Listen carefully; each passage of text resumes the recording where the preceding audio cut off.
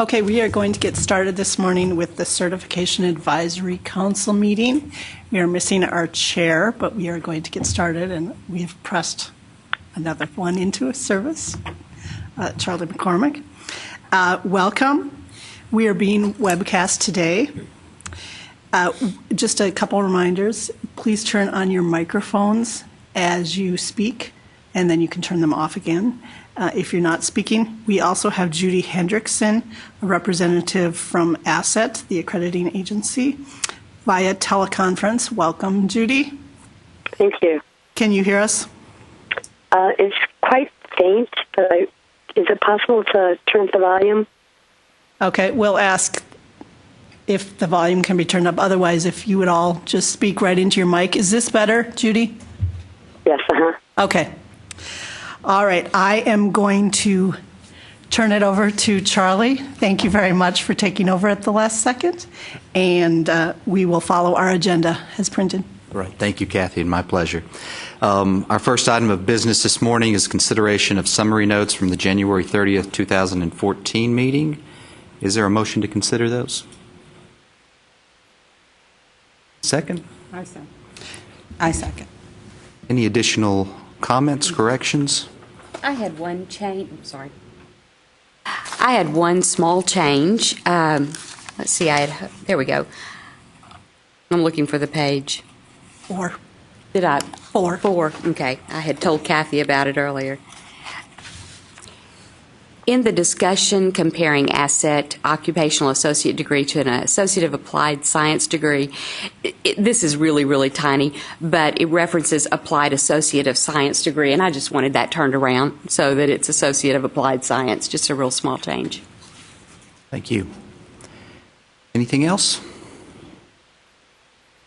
Hearing none, nothing else. All those in favor of approving the summary notes as submitted signify by saying aye. Aye. Opposed? Abstentions? All right, those summary notes are approved.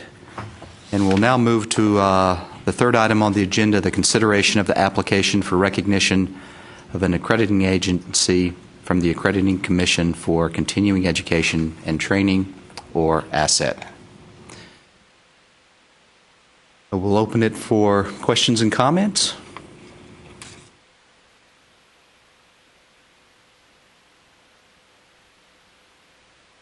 Eric, you look...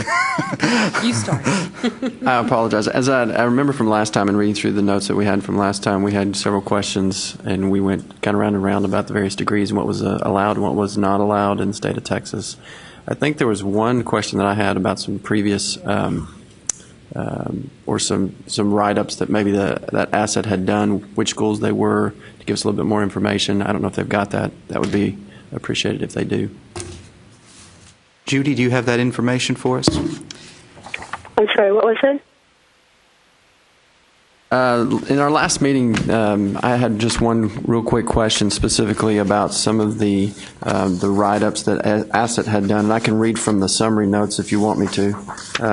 And I think you guys had said that you might be able to get us some information. It's on page 6, and it's dealing with summary of complaints, actions, and investigation reported by ASSET. I had asked. Yes, and I provided that. Okay. That was, there were actually 10 complaints, and 2 of them were closed with partial or full merit, and one had to do with a delay in the institution responding to a request for a student's readmission, and the other had to do with the institution establishing barriers to students transferring to another school. Okay, and all of these are at different schools. They're not all at the same school, correct? Correct. Okay, thanks. And Eric, it's in the supplemental material. They were at, I can tell you how many, there were 10, and actually I don't think there were any duplicates. So there were 10 different schools. Thank you, Judy. Mm-hmm. Other comments, questions? This information, this question is actually for the coordinating board staff. You were going to go back and look at the Texas Administrative Code to get a clarification on the rule that we had in question. So can you tell us what you found on that? We did look at it, and there was a decision not to revise the rule. And so the rules stand as they are, with only 3 institutions being allowed the AOS degree. And so the recommendation, you'll note in our staff report, is changed slightly from the last time to ask you to specifically look at if you agree that their assets degrees would meet the definitions for the associate's degrees and Associate of Applied Science degrees in our rules as they stand. That's where I would have a question. The Associate of Applied Science requires that our students take general education courses that are a part of the ACGM, which would indicate to me that they need to have professors who have master's degrees. And also, they don't need to be specific to a particular workplace. Right, and ASSET has, as its standard, only requires a bachelor's degree. However, in our standards, it requires that institutions comply with statutory, regulatory, and accreditation requirements. And so if a state has a more stringent requirement in any area, such as qualification and structure, then the institution must meet the state requirement. And in our self-study, that institutions have to complete as part of the initial accreditation or reaccreditation process and the qualifications of the instructional personnel, they have to identify, one of the questions, question 2, is identify any minimum education and training requirements and or certification requirements for instructors required by regulatory or licensing authorities. So we're asking, do the regulatory or licensing authorities have more stringent standards, and then we would require that of the institution. So in the state of Texas, any of our associate, we call them OADs, although we have a number of programs that are actually called AASs that might have more stringent requirements for instructors. Judy, just for clarification. Does that answer your question? Yes, I'm still mulling it over, but yes. Okay. Judy, this is Joyce Williams. If you could expound on that a little bit. You said you may have some associates of applied science degrees that do have more stringent requirements for faculty. Yes. Can you at least name one of those and tell us what that requirement is? I mean, is it a degree? Well, I know that, for example, in the state of Illinois, they require all instructors to actually be certified by the state of Illinois. And so each instructor is basically approved by the board. And so we require that when we're going to the Illinois schools. When we're looking to see that the instructors are qualified, we make sure that they have the approval of the Illinois licensing board. Okay. But currently, you don't have any of your associate's degrees that require master level degrees, postgraduate degrees to teach your what we call ACGM, but your general education courses. I don't know that offhand. Certainly. I don't know if there are other states that require it. I don't know offhand. I haven't done a survey of it. But if, in fact, a state requires a higher degree, we would require that of the institution.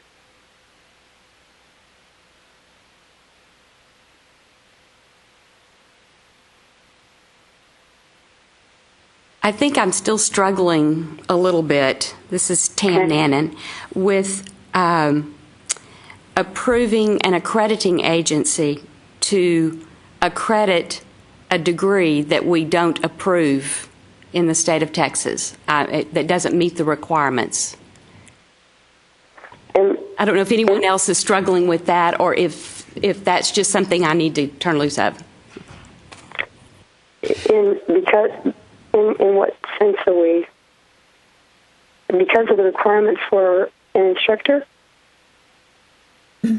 Yes, yes, and the nature of the courses themselves. I know in our discussion the last time we met, your general education courses in that associate degree are specific to the workplace, and they're not the same as the general education courses that we require of our Associate of Applied Science degrees. Judy, can you- Actually, they're not. It's our policy document on programs that has the requirements for the degree, the occupational associate degree, specifically says that there's a minimum of 15 credits, hours of general education.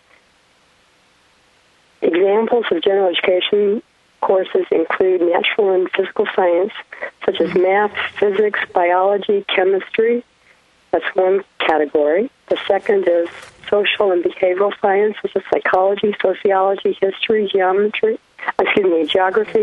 economics. That's the second category. Humanities and fine arts, or English, written and oral communications, literature, and foreign languages.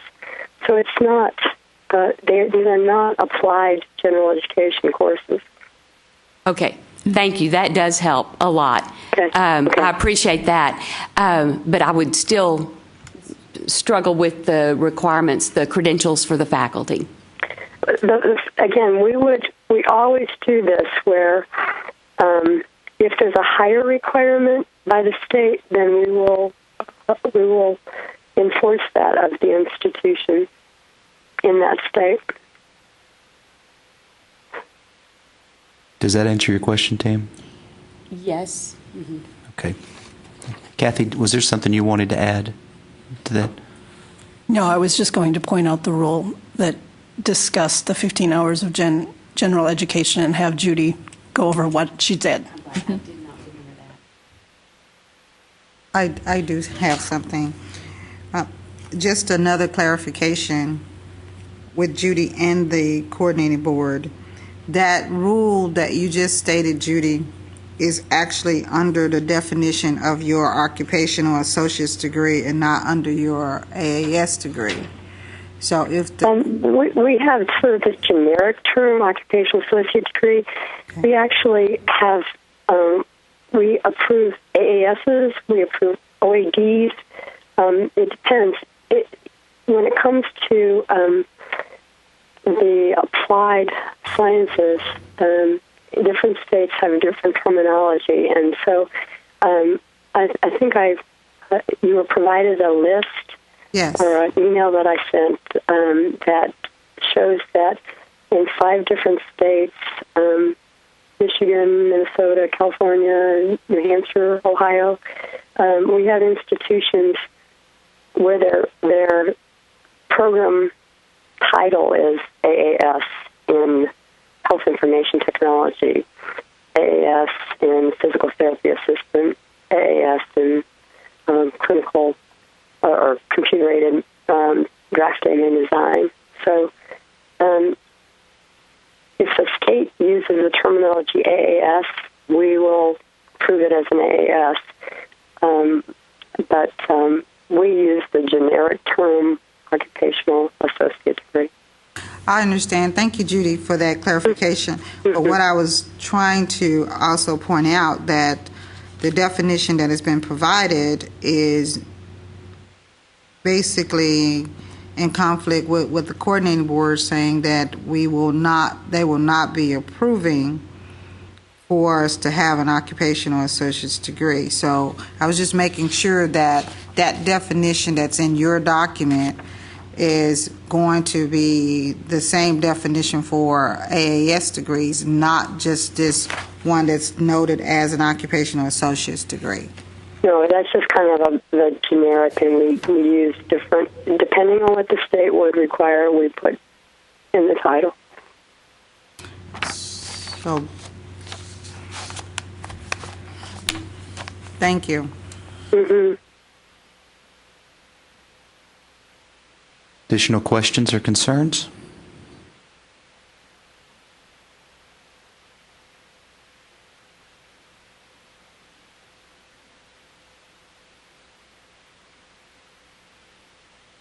We don't want to rush through it if...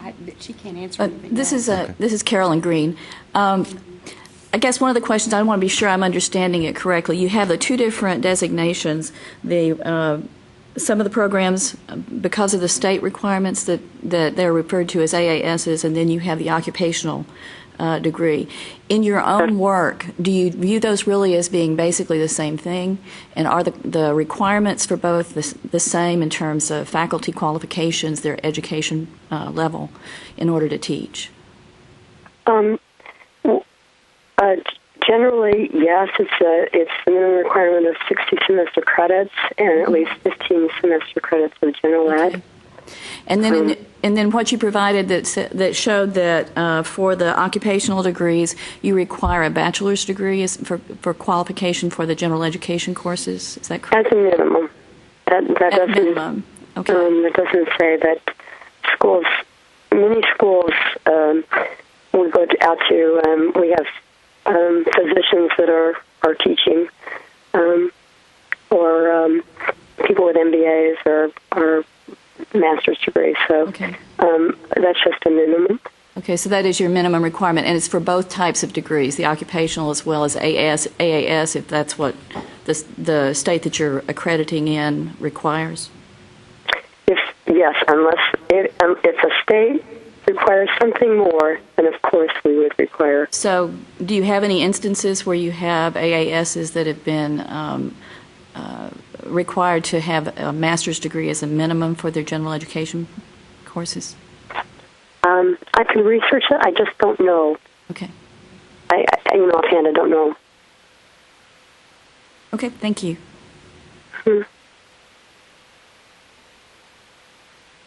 Additional questions, comments? Just one additional question. Judy, since the state of Texas would be looking at applied associates of applied science degrees, can you go over your monitoring as an accrediting body, how you would monitor those institutions that you would accredit to? Certainly. I'm sorry, go ahead. To ensure that one of the concerns that have been addressed by this council is the master's level faculty. That's one. Two would be, I think we've talked about placement of students after they graduate. Just basically to monitor the quality of the program, because in the state of Texas, looking at different accrediting agencies and how that would be compared. So we wanted to make sure, can you just go over your monitoring process of institutions that you accredit? Certainly. And let me just by way of background, let me just say that I worked for the Maryland Higher Education Commission as the Director of Academic Affairs for 18 years before coming to Asset 7 years ago. And one of the things I've been impressed by Asset is its monitoring of schools. Schools get grants of between 3 and 5 years. Those are the maximum grant awards. For vocational schools, there is halfway through the grant period, there is a visit that's conducted to school, and the school is given 24 hours notice of that visit, so it's pretty much a spontaneous or unannounced virtually visit where we go in and do a review of the school. then at the period of the reaccreditation, there's a full team review. And so when we bring in a full team, for example, when I did the visit to Asher College in California, and the team consisted of a team of 6. It included one evaluator that was specifically looking at the general education courses. She had a PhD in biology, and she had an MBA as well. And so that her full responsibility was to judge the general education courses in the associate programs. It's a 2-day visit. It's quite thorough in that you go into the classroom, you're evaluating or observing the classes, you're talking to students, you are looking at student files, you're looking at the placement records of students.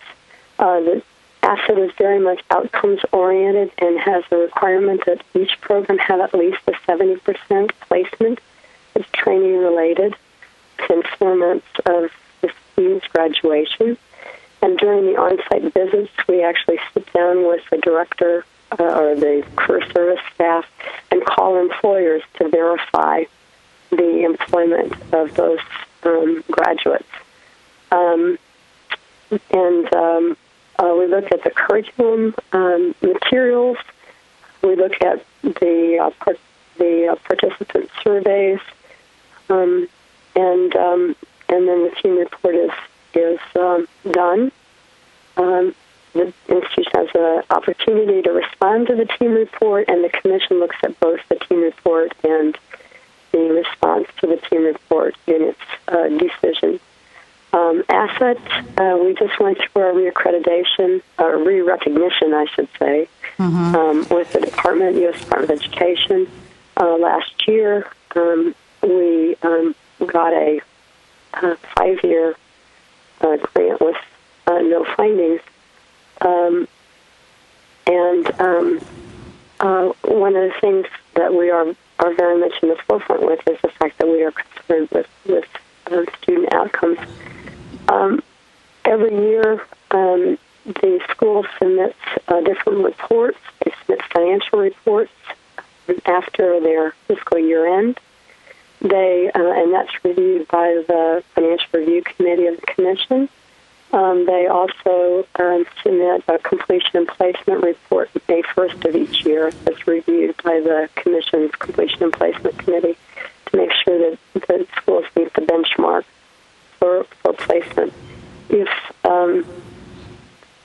the schools fail to meet the benchmark for a program, ASSET is very rigorous, and it could lead to a program suspension. It could lead to a program withdrawal. Both of those, of course, limit new enrollments. It can result in limitation of enrollments. One of the things I was mentioning, our recognition process, we did a 5-year analysis as part of our petition, and 5% of our institutions are denied reaccreditation. So ASSET's a rigorous agency in terms of maintaining and requiring institutions to maintain high standards.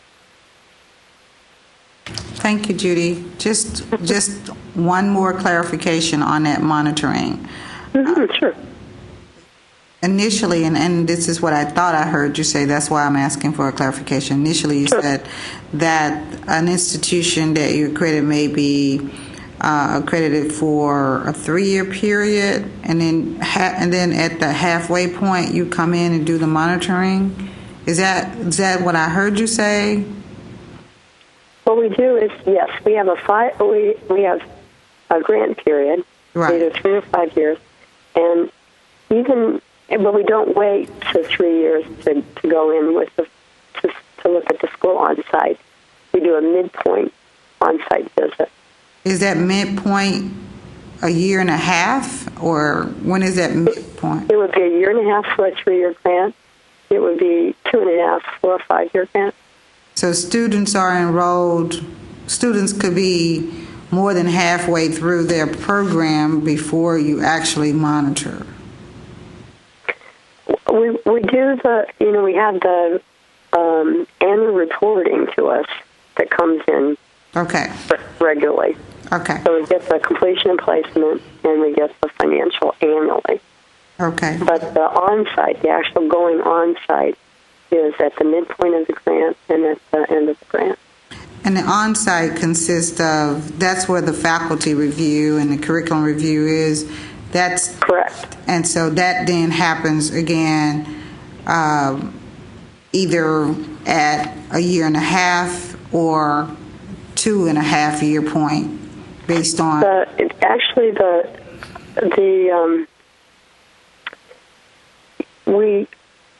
It's strictly asset staff that goes in at the midpoint, so it's a one-day, one-person visit.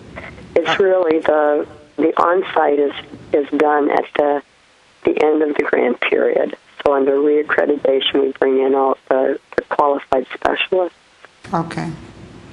But we also have the complaint procedures. We require that all of the schools post assets contact information with an invitation for them to complain to ASSET if they have any issues or concerns. And if we, as a result of those complaints, there are, on the face of those complaints, serious concerns, it could trigger, the commission could require that there be an on-site visit. That can happen. So it does happen.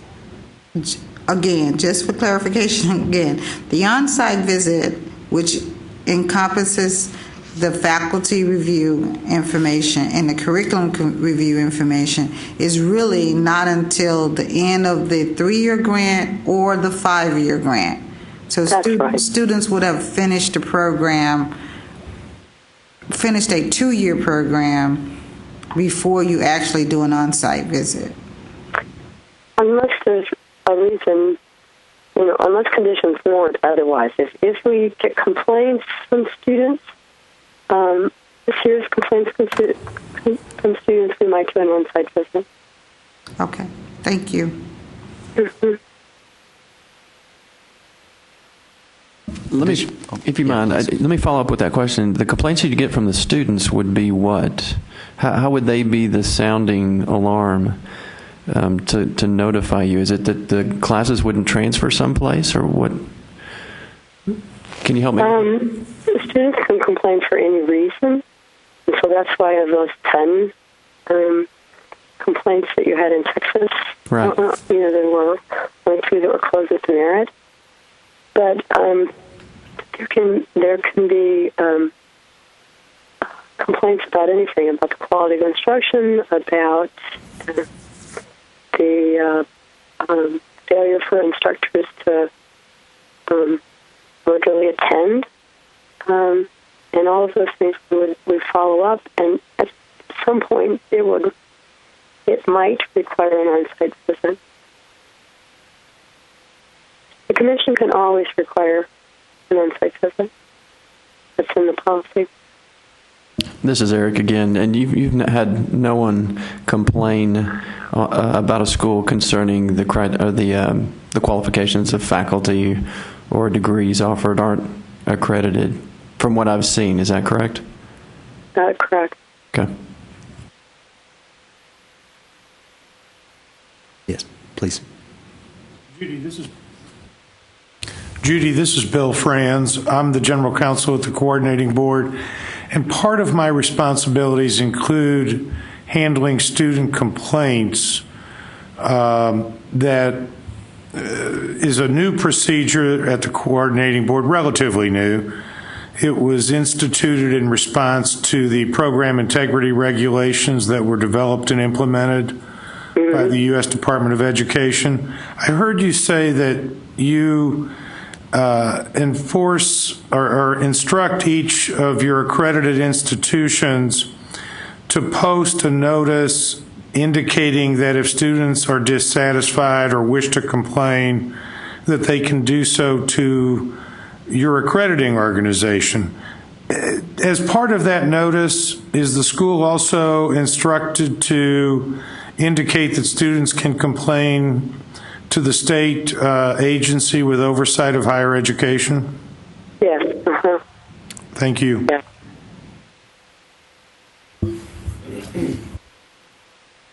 Additional And I questions? should say that the schools are required to have posted, it's a document 49.1 is that our website and documents and forms, they have to post that particular notice with about the complaint procedures for ASSET, including our contact information. And they also have to have that in their catalog. Additional questions or concerns? Rex? Yeah, just a quick question of clarification on the issue of faculty qualifications. Really, the state of Texas, in its Associate of Applied Science degrees, essentially what we do is require institutions to follow the SACS guidelines when it comes to the 15 hours of general education. And we also, and then as a result of that, the faculty qualifications that then are attached to those 15 hours of general education, essentially it says that you either need a master's degree in the discipline you're teaching in, or you need a master's degree in something with a minimum of 18 graduate hours in the discipline you're teaching in. And so, so I just want to make sure that I understand how you guys operate correctly, and that is that because that is something that the state of Texas then requires as a part of your review of these programs in Texas that would be conferring an Associate of Applied Science degree. Part of what you would be doing is also checking to make sure that their faculty qualifications meet those standards, and that those courses also meet the standards of general education. Yes. Okay.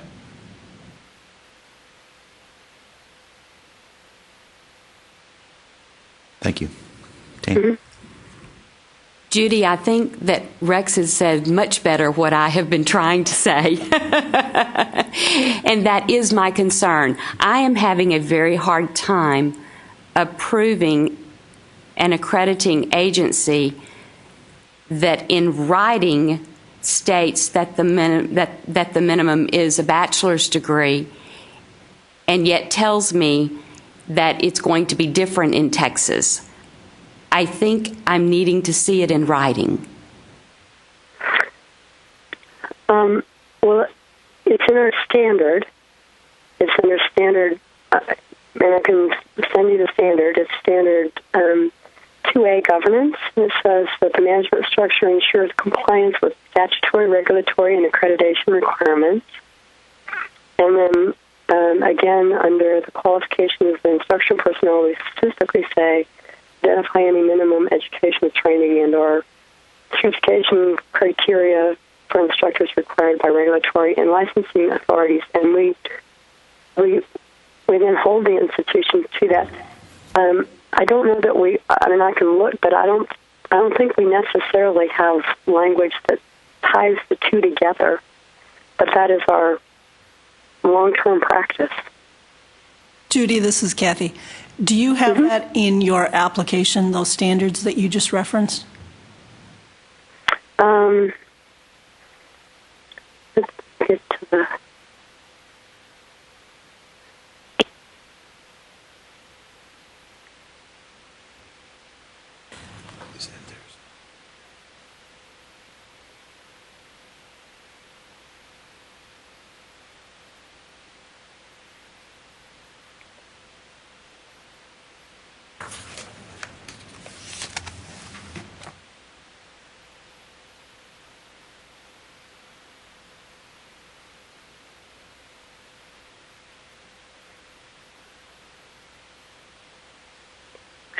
I don't know that it's attached. It says instructional personnel meet all relevant. But I can certainly send the standards if you like. I can send you that section section of the, Judy, I think you do have it in your application if the members have it with them. It's attachment 18A1, and it's under Standard 6, Instructional Personnel.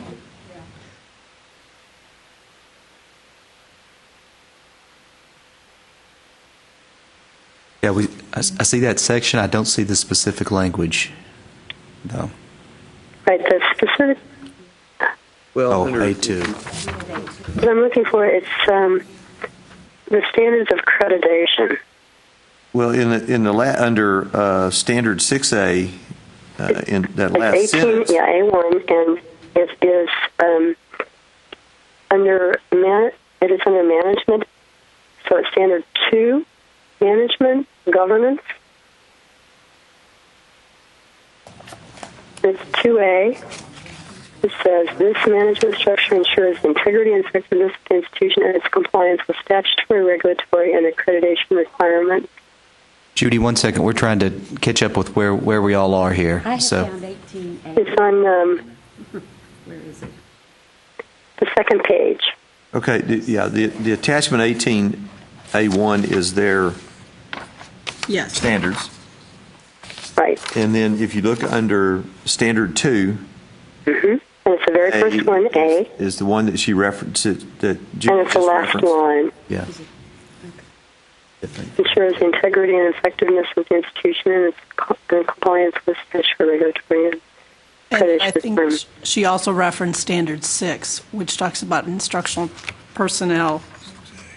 Okay, Judy, we see that in 18A1. I'm not sure everybody has a copy of that, so let me see if anybody would like to review that quickly, too.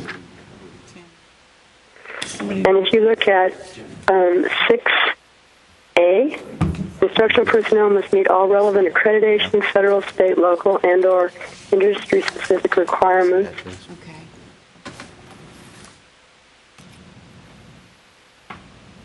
That's when, And Judy, where was the other reference? I found Standard 6A. Was there another? and it's the last line, right?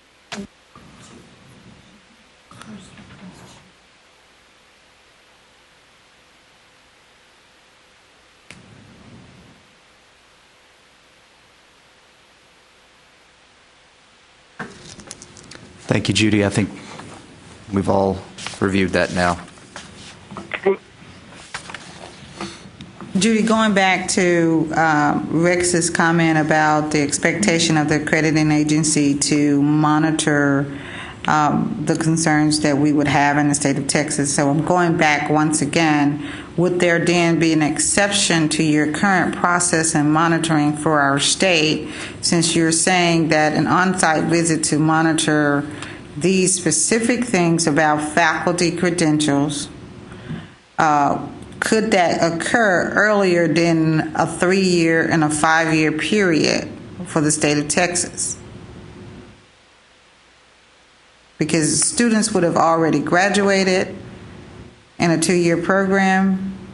Other So let me just say that when an institution applies for an associate program, they have to put in all of their requirements for their instructors. So they have to provide identify who their instructors will be and what their qualifications are.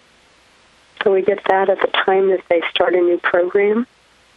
And then let me just say that so this is off cycle of the reaccreditation. Okay. So let me just say that every 3 or 5 years we have a whole institutional review. Okay. Okay. But when it comes to specific programs, when a school sets up a new OAD program or AAS program, they make application and they submit in their application verification that they have qualified instructors. Then if this is the first time they've done an OAD program or an Associate Applied Science degree program, then there is an on-site visit that's done as part of that review process. There's a curriculum specialist that goes out and evaluates the program. But that's just done when the school first gets into the associate degree business, if you will. And could we do something additional? I mean, if that was something that you thought was important for us to do, or we could, certainly the commission could consider it. It's not a staff level decision, but certainly we accommodate states if that's a real concern. Let me ask you this, Judy. If you've alluded to the fact that you already have institutions operating in states that have requirements that exceed your minimum requirements. Yes. And so I think what we want to know is that in those states where you have programs operating in those states have requirements that exceed your minimum requirements, that as a routine part of either the initial application process for an associate's degree or whatever degree it is, and as a part of your ongoing reviews of those institutions and programs, that you're not only checking to verify that they're following your minimum requirements, but that you're also checking to verify that they're following the minimum requirements of the state. Well, because our standard specifically says that the instructors have to meet the requirements of the state, and because the institution in its self-study has to identify whether or not what the requirements are of the state, the team definitely reviews that. Let me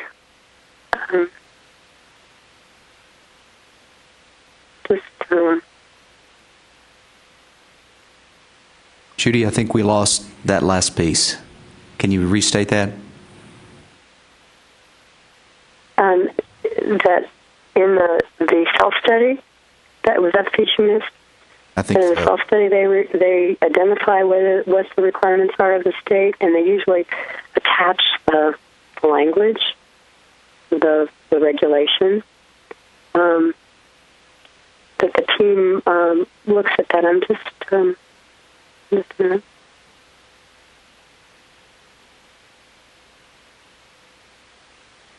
Judy, I'm sorry. It's just the very last part of that last sentence we're missing.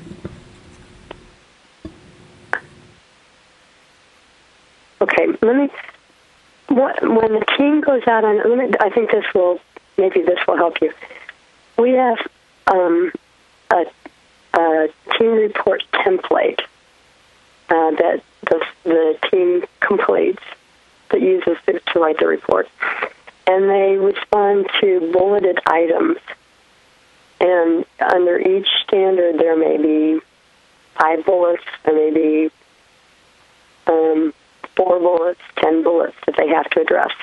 The very first bullet that the team, I just am pulling up the team template, and the very first question, a bullet, I should say, under qualification of instructional personnel, that standard, it says, describe the institution's minimum requirements for faculty, including education, work experience in the field, and prior learning experience.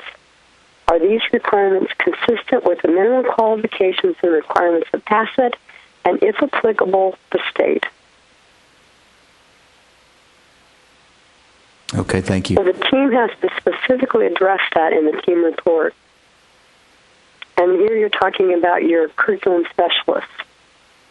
So you're talking about your instructor. Thank you, Judy. Mm-hmm.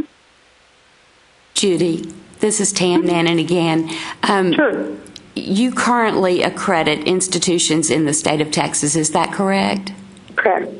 So how will, if you were approved to offer an associate in science, associate of applied science, in Texas, what will happen with those institutions? They are probably following the guidelines that we have in front of us, which, require a bachelor's degree. what will happen, and this may go back to that monitoring issue, how will you check those institutions, or how will they be treated? What will change for them? Well, right now, none of them, obviously, have these programs, and Asher College is one that is really wanting to offer associate degree programs in the state of Texas, because they offer them in Nevada and in California. And I should say that their gen ed instructors have at least a master's degree, but they when they submit their application for to offer, because they will have to resubmit a program approval application to offer that associate degrees in the state of in their branches in Texas. They'll have to submit the requirements, and they'll have to have the master's degree. So, and we'll look for that both in the application and when their visits on site. Thank you. Mm-hmm. This is Eric Bruntmeyer. Just a dumb question. If a student is in another state that has a lower standard and they move to Texas halfway through a program, what's going to happen to that student's general ed requirements? Are they going to have to retake those classes?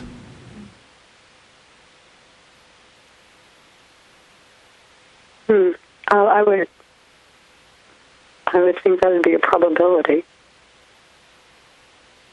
because your requirement is that you have, unless they can show that the instructors that they actually had master's degrees. Just because the minimum level is bachelor's doesn't mean at all that institutions are only using bachelor's, people with bachelor's degrees. Particularly in the medical fields, we find much higher levels of staffing with people with high-level degrees. We have dentists that are teaching. We have physicians that are teaching. We have physical therapists that are teaching in our schools. Judy, this is Charlie McCormick. Would anyone check that to see? Yes. I'm sorry, check what to see? On this issue about taking courses in another state that perhaps didn't have the same expectations for faculty qualifications. We can certainly, as schools in Texas, seek to offer associate degree programs. We can make it clear that they need to include in their transfer credit policy that a master's degree may be required for gen ed courses to transfer. Judy, this is Joyce Williams. Mm-hmm. Is there a transfer policy? Do you all have a transfer policy or agreement? Yes, we have it's document 16 on our website, which is transfer of credit policy. Was it part of your application? Probably not. Okay.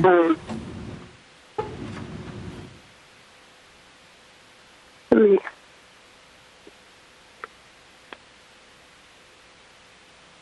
Okay. Any follow-up, Joyce? Okay. Any additional questions or comments from the council? I can send it if you like, but I don't think it's part of it. I don't think that's necessary. No. Additional questions? All right, I think we're ready to hear a motion. If the council wants to make one, let me ask one question of staff from the coordinating board. Since the original request had to do with the occupational associate degree, should a motion stipulate the Associate of Applied Science degree? Okay, so it should. Would anyone like to make this motion?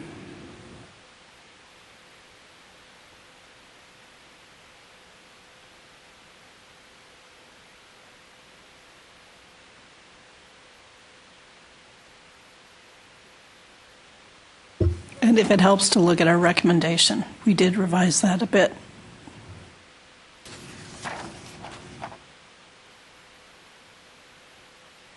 I want to make sure I'm looking at the right one, too.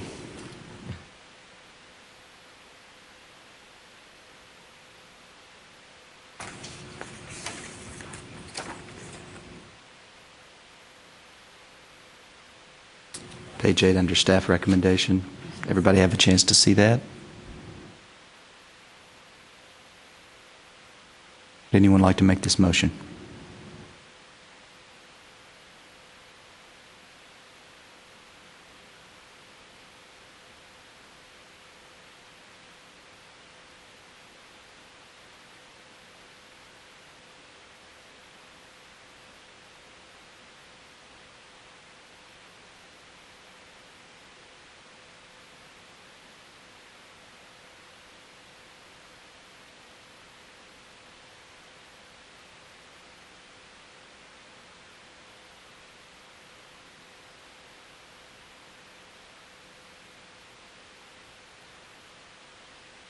There are questions about how to phrase it.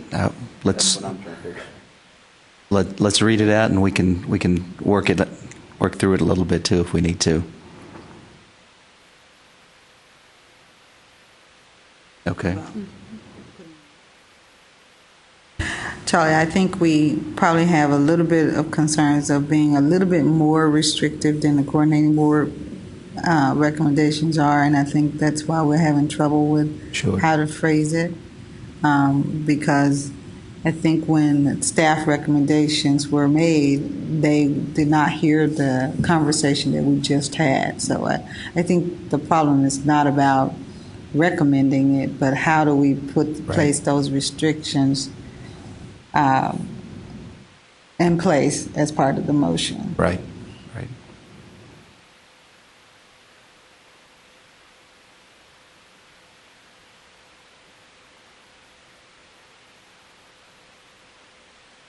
So what further restrictions would you like to see in there?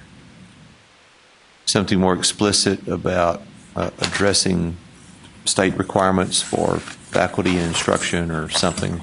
Something that way, and also the monitoring piece of that. I think to make sure that there is some monitoring that goes on of those. I think that's really the part of it, being able to phrase it that way. And sure, if CB staff has some recommendations that will incorporate those things for us, it would be great. So you're looking for a motion to approve them with certain stipulations, is that Yes. correct? I think that's where we are now, correct. Okay. Rex, I'm sorry, what was your first one? I know the second one was the monitoring issue. What? The faculty qualifications. Faculty qualifications. The general education degree requirements, and then the monitoring. And are those, Joy, stipulations or an expectation that they will follow their published practices? Well, the problem with some of the only published practice that they have is on their degree part of that. They don't have a published practice about monitoring. Mm-hmm. So my concern, and I want to also make sure that we understand that we are restricting them to the rules, the current rules for only being able to offer that one. The AAS. Yes. Yes, right. And that's probably why we want to make sure that aligns with the current requirements of an AAS degree in the state of Texas.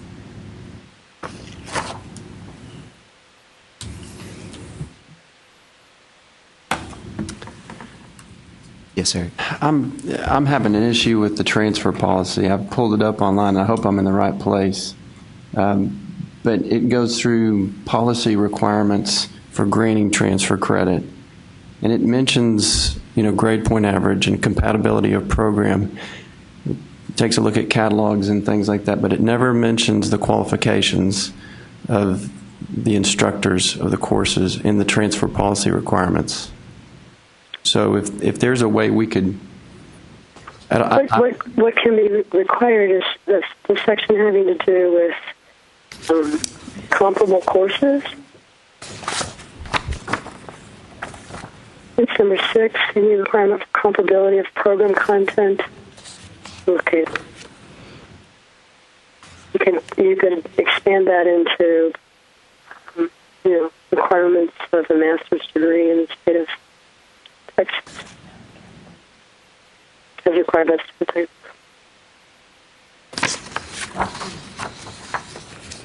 Judy, are you saying that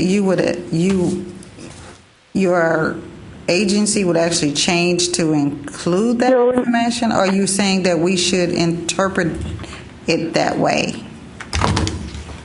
What I'm saying is that that we could require that in Texas that the transfer of credit policy explicitly advise students that for transfer purposes that their genetic courses have them taught by instructors with at least a master's degree.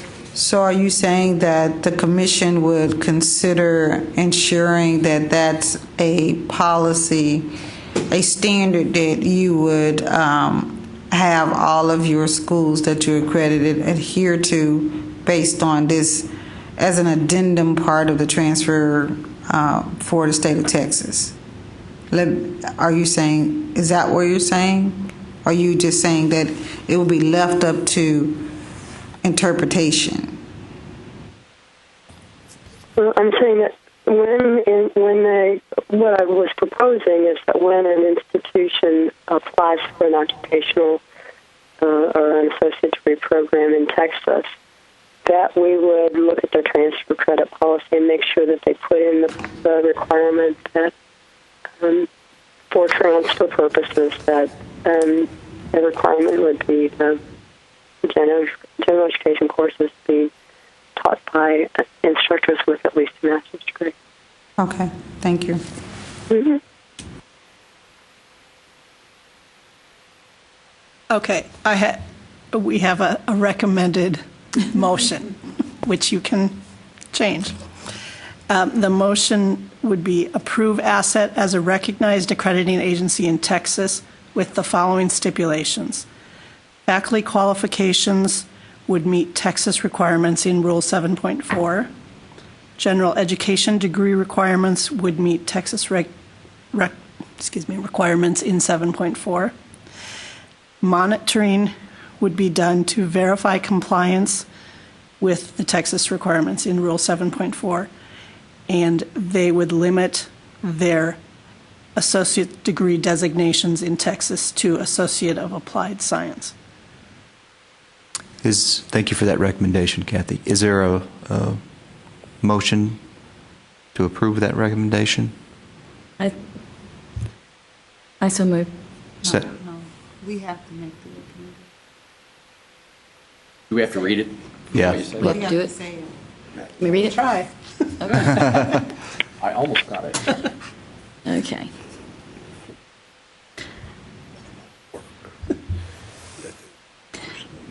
Okay. Okay. You can make the motion that. Okay. Because this is recorded, so. Yes. Okay. Okay. So I move that we approve the motion that Kathy read previous to my statement. Is there a second?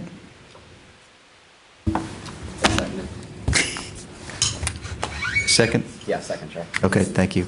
Is there any further comment? Questions? I have one. Does that mean that that ASSET will rewrite their policy? How will this appear in writing?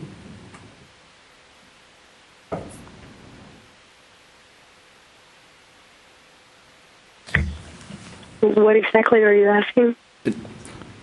Well, I think Rewrite policy. What do you mean?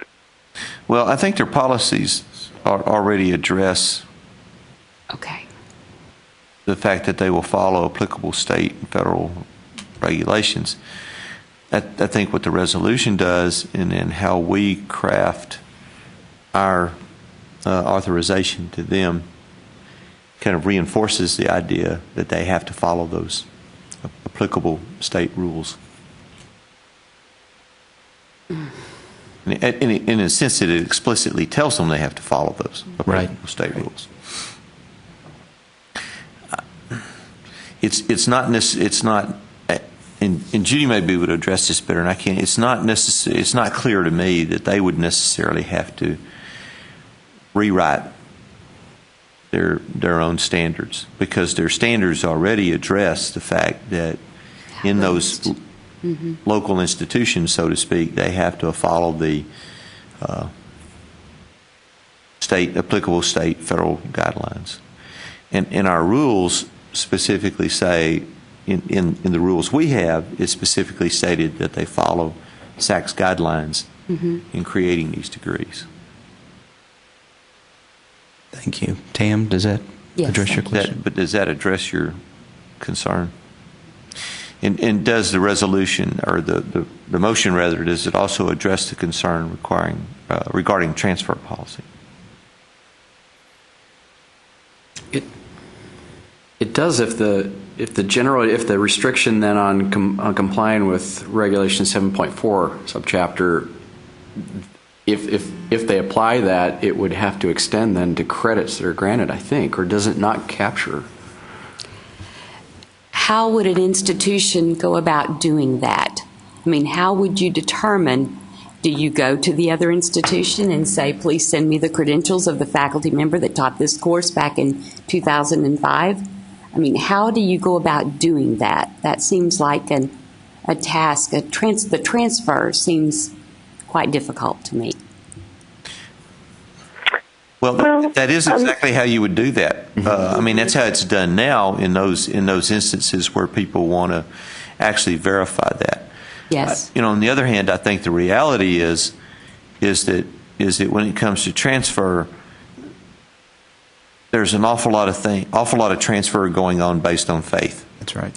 That's true. And we do have faith in our regional accrediting agency that we all have the same standard. And when you cross state lines, you still got that same standard.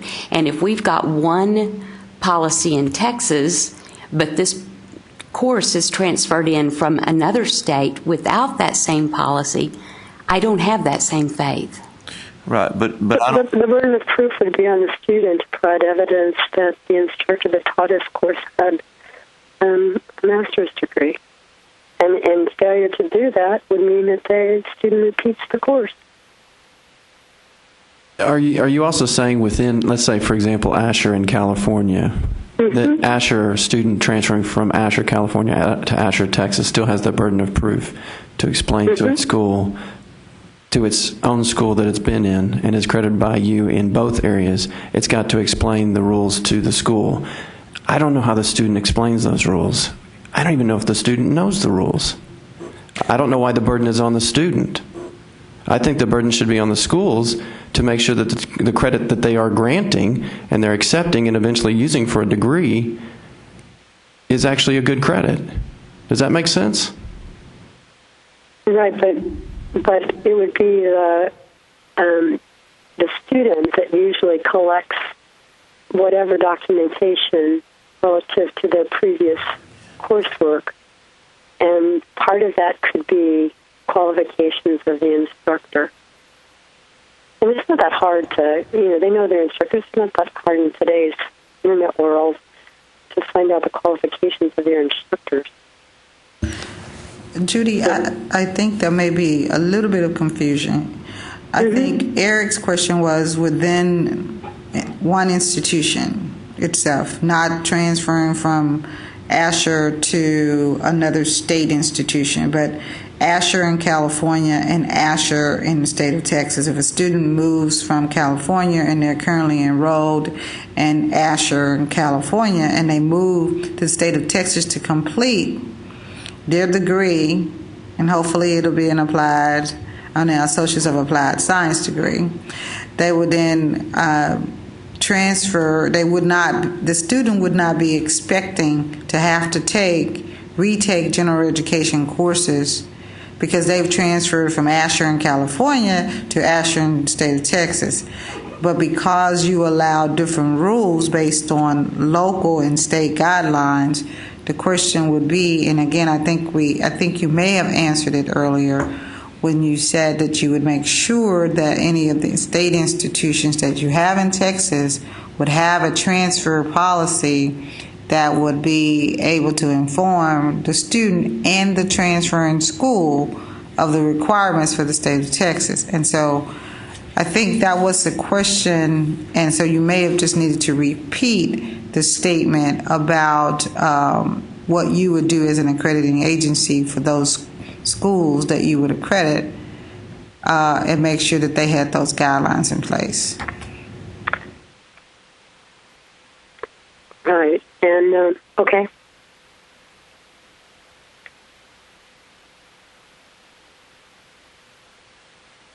So we have a motion on the table that's been read. Would you mind reading that out once more for us, Kathy? I sure will try. Thank you. I hope it's the same words.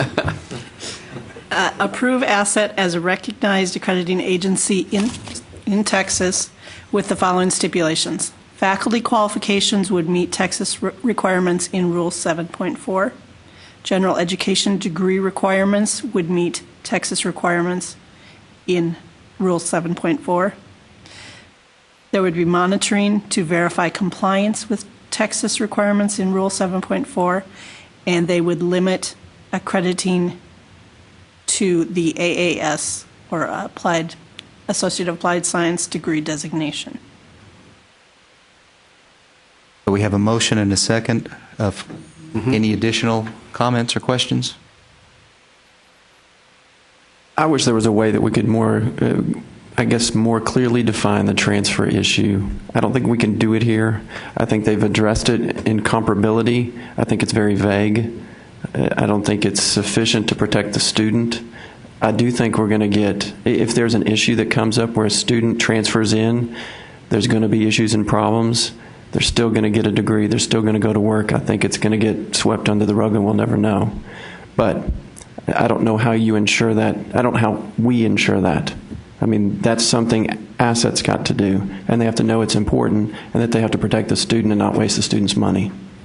We'll make sure that for the programs in Texas that the policy is clear. That, I mean, maybe it's simply that they put in a disclosure that general education courses may not be transferred unless there's documented evidence that it's taught by a master's, instructor with a master's degree or higher. Would that be sufficient? Judy, you know that this is being recorded. Thank you very much for saying that. Yeah, I think Judy that would be happy. Alan, go ahead. And just clarify, and Judy, you don't recognize my voice. I wasn't here for the introductions. I came in late. I'm Alan Runge with Concordia University. But from what I understand, when I came in, the point is that you, under the accreditation standards, if you are granted this authority and you accredit AAS degrees, you designate those in your own standards as academic versus occupational. And so in the state of Texas, we also have standards for academic versus workforce. And everybody in Texas would then treat those degrees as accredited as being academic. That's what I understand, right? So the assumptions that go with that and the transferal of credits that come out of that degree, say to a four-year institution, an assumption would be made based on this accreditation. Okay. Thank you, Alan. Yeah, so I was making sure there wasn't like a second type of AAS under consideration. This is what we consider an academic. Okay. That's great. The gen ed component is an academic component. Okay. Oh, Kathy. Do you want to add to your motion that institutions would be required to notify students that transfer of credit may not occur if faculty credentials do not meet Texas Higher Education Coordinating Board Rule 7.4 requirements? Sure. I'd be very happy if you put that in there. I think it would protect the student, giving them notice. So that would be an amendment. We'll consider that a friendly amendment. Let's see. Sure. So require notice to students. We just need to make sure that the original person who made the motion and the original second to that both agree to the friendly amendment. Yes, this is Carol, and I agree to the amendment. Okay. And I would still second it. Thanks. Thank you. All right. Hearing no further discussion, all those in favor of approving the motion as read signify by saying aye. Aye. Opposed? Aye. Abstentions? The motion carries. Thank you very much, Judy. We appreciate you calling in. Certainly. I know. Moving on through the agenda, number 4 deals with member nominations and next meeting. Kathy, I'll turn this over to you.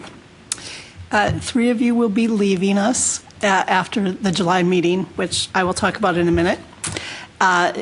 We do have nominations. We will be filling 2 private exempt institutions with new members and 1 public institution.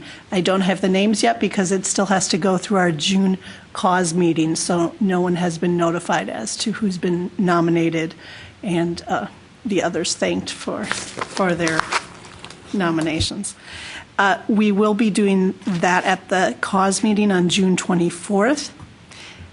As I said before, there is another July 31st meeting scheduled, but as of today, we have no business to discuss. So unless there was another accreditor that applied in the next, I'd say, week, I think 3 of you are done. And so we thank you for your service.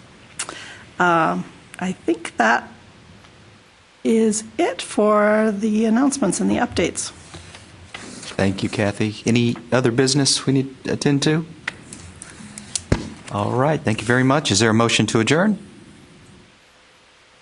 So moved. We are adjourned. Thank you. Thank you, Judy. You would just stay and stay.